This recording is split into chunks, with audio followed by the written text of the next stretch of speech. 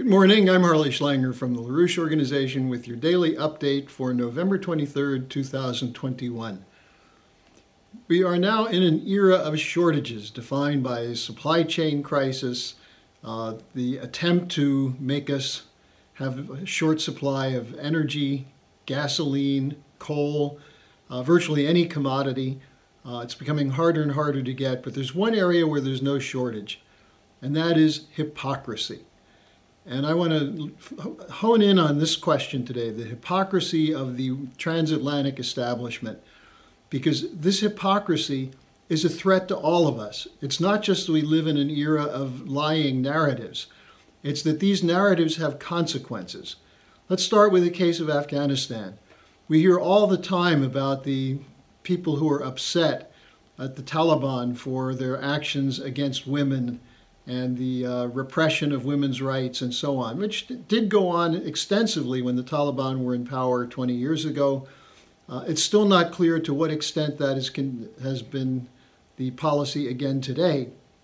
But what about people who complain about that and then act to withhold funds to Afghanistan that's threatening the lives of millions of people, including women and children?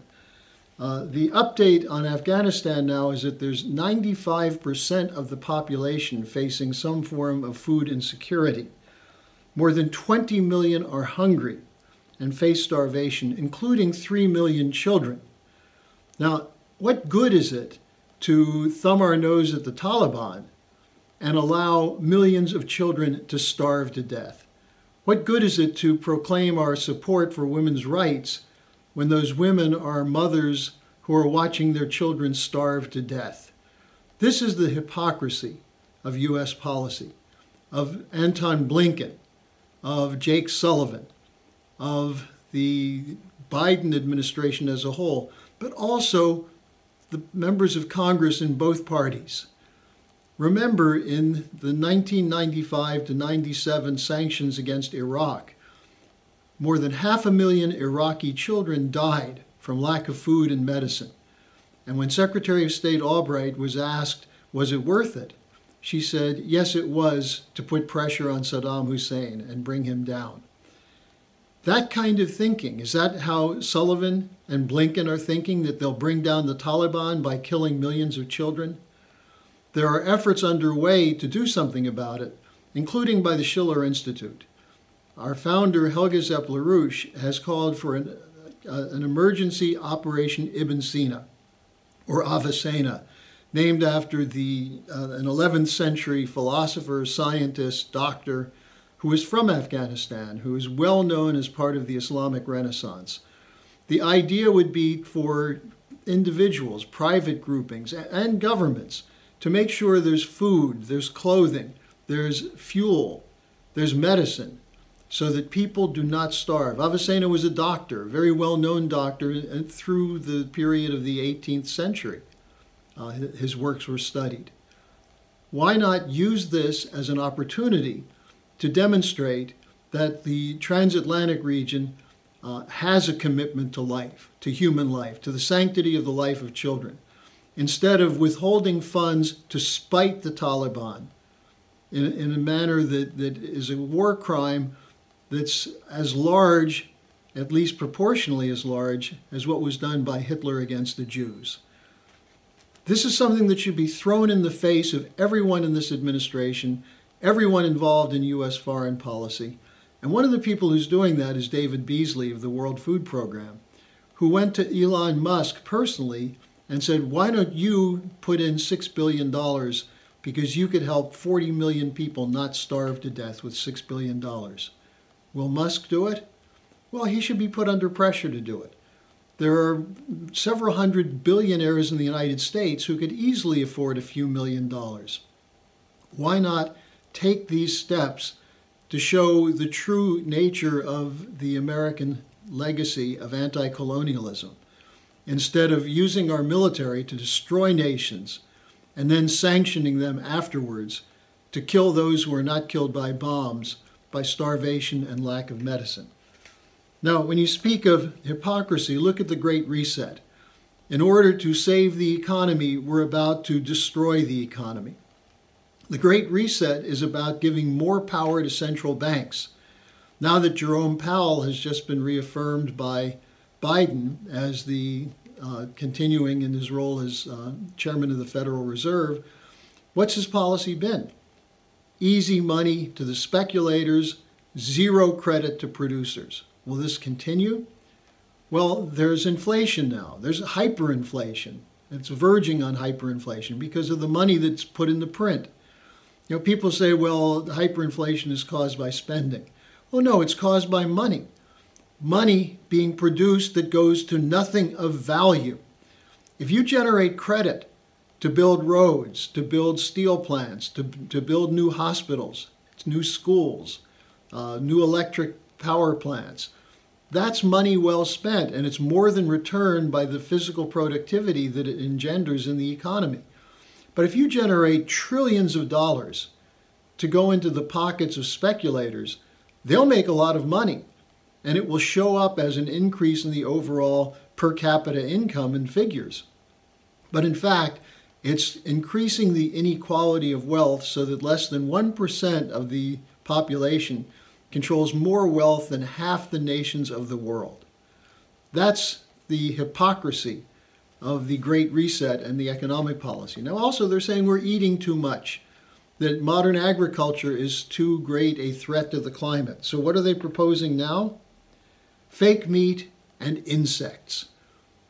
Really, that's what's coming from some of the same people who were pontificating at Glasgow about how we have to shut down nuclear power and coal plants and end the production of cows for meat and instead eat insects.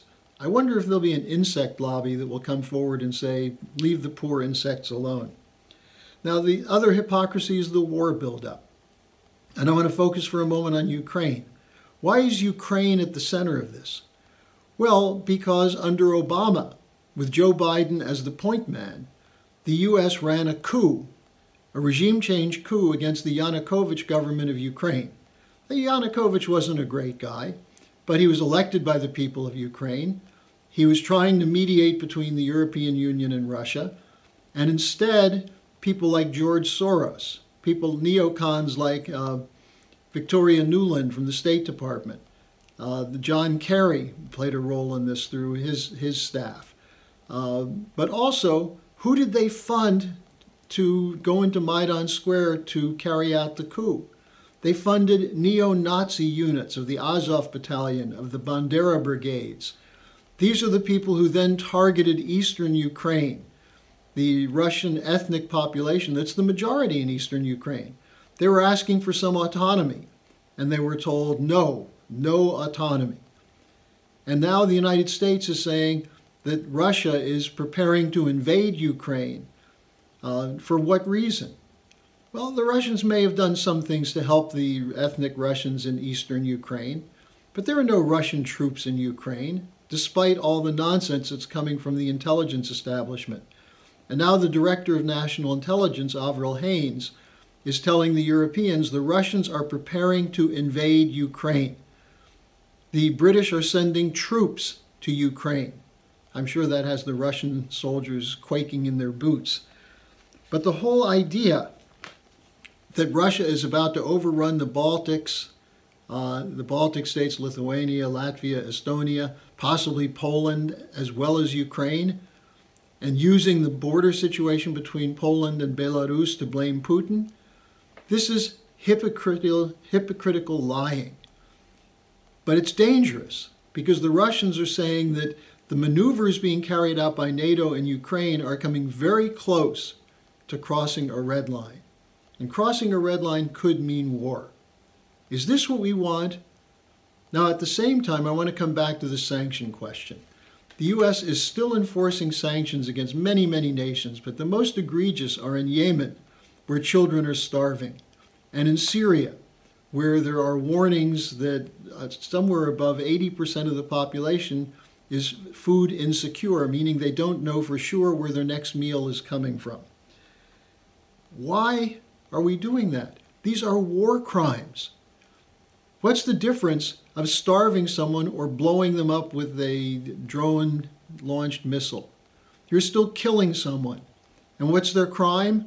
That they live in a country that doesn't go along with the so-called rules-based order of the City of London and Wall Street. This is the deadly hypocrisy of the establishment in the United States. It's both parties. You don't believe me? Read what Mike Pompeo is saying about Russia. Read what Pompeo did to impose the sanctions.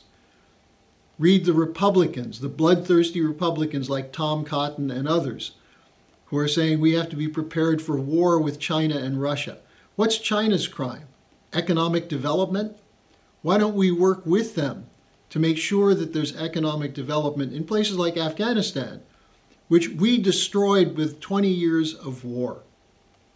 So we have to do something about this oversupply of hypocrisy. And it starts with each American questioning everyone you know. Is this the kind of country we want to be, which kills children for the crime of growing up in a country like Afghanistan? That's all I have to say today. Join me again tomorrow.